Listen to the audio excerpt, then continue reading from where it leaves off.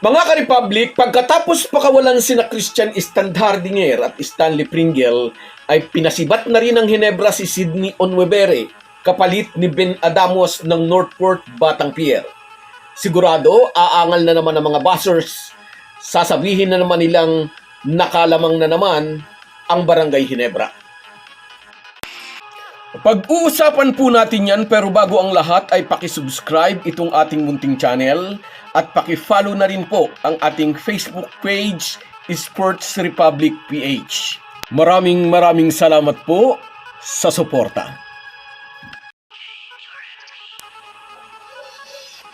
Mga ka-Republic, naalala natin, nitong mga nakalipas na conference ay nag-request daw ng trade sina Standhardinger at Onwebere na hindi man napagbigyan noon pero nakatanim pala sa isip ni Coach Tim Cone.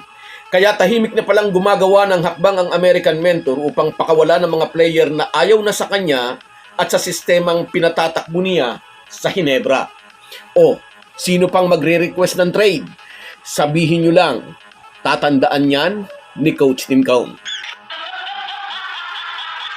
Gaya ng ikinukuda ng maepal na kolumnista ng Spin.ph na si Homer Saison, mabilis na inapruba ng PBA ang one-on-one trade kina Onwebere at Adamos. And although malayo pa sa kalibre ni Sistan, si Ben Adamos ay 6'7". Kahit paano yung makatutulong ito kina Japit Aguilar at Isaac Go in manning the paint. Aminado si CTC na bawasan sila ng lakas sa ilalim sa pagkawala ng Fielderman Bulldozer. Kaya nagdadagdag sila ng bigs sa pamamagitan ng players trade.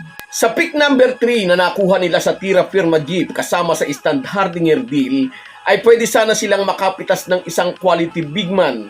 Ngunit na sorpresa nga ang lahat, si RJ Abarientos ang pinitas ng Barangay Hinebra. Magiging extra special daw ang pamangkin ni Flying A bilang point guard ng Gin Kings. 4 na ang bagong player sa kupunan ng Hinebra sa darating na season 49 at ewan natin kung mayroon pa ulit silang pakakawalan para makakuha ng bagong piyesang kukumpleto sa bagong mukha ng Hinebra. Gumalaw na rin ang Magnolia Hotshots. Pinakawalan na nila sina Gio Halalon at Abo Trotter kapalit naman ni Sab Lucero. 6'7" din si Lucero at inaasahang palalakasin nito ang nagkakaedad na ring frontline ng Hotshots. Nag-a-average si Lucero ng 12.8 PPG, 5.4 rebounds, and 2 assists per game. Makakatuwang ni Sab Lucero sa Magnolia ang Adamson standout na si Jerome Lastimosa, kasama ang mga veteranong sina Mark Baroka at Paul Lee. Ganito kaaga nakikita natin malaki ang ipagbabago ng PBA ngayong season 49. Pagkatapos ng mga maniobra at pagkuha ng mga bagong player sa rookie draft, parang mahirap nang hulaan kung sino-sinong team ang papasok sa playoffs, lalo na yung mga sasalta sa semis. Pare-parehong nagpalakas ang mga team. Tingnan natin kung kaya pa rin duminahin ng 6 na mayayamang team ang liga.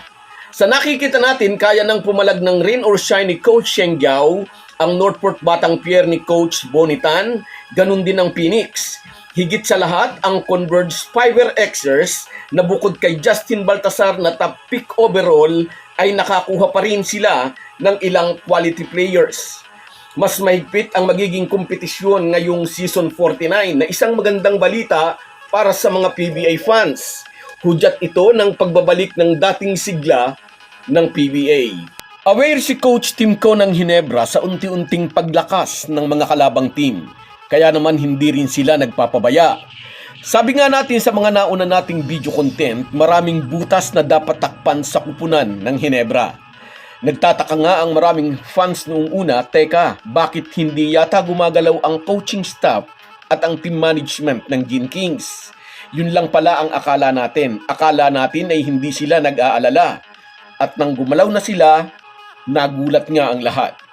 Sa ngayon ay marami pang hindi nakakaunawa sa naging desisyon ni Tim Cone na pakawalan sina Standhardinger at Stanley Pringle. Pero sila ang eksperto dyan. Hindi lang yung ngayon ang kanilang nakikita.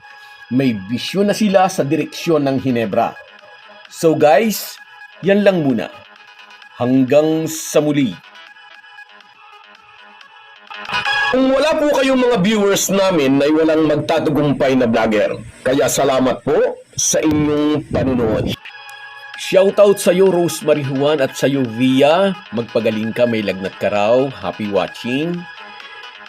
Sa iyo rin Ray Bautista, shoutout sa iyo idol. Salamat sa lagi mong panonood ng mga videos ko. Sa iyo rin Carlos Sani Dacles at happy birthday sa iyong Mrs. Happy birthday po. Sa iyo rin, Michael D. Present ka na naman. Salamat, idol. Shout out sa iyo. Sa iyo rin, Josie Casilaw. Bagong mukha ng Hinebra. Go, go, go, NSD. Sabi niya, Julie Bundak, welcome daw sa barangay RJ Abarientos. Sa iyo rin, Randy Sabulaw. Yes, sana mas magaling ito. Sa iyo rin, Ninyo Sibal. Nalungkot tayo pare-pareho pero yan ang desisyon ng team management. And Johnny's the Asis, shout out. Salamat sa inyong lahat. Kahit gaano po tayo kabisi ay huwag po nating kalimutan ang ating buhay espiritual. Lagi po tayong magpasalamat sa bawat araw na dagdag sa ating buhay. Malaki po ang maitutulong ng pananalangin araw-araw. Isang paalala po, mula sa inyong Halo Halo Sports Republic.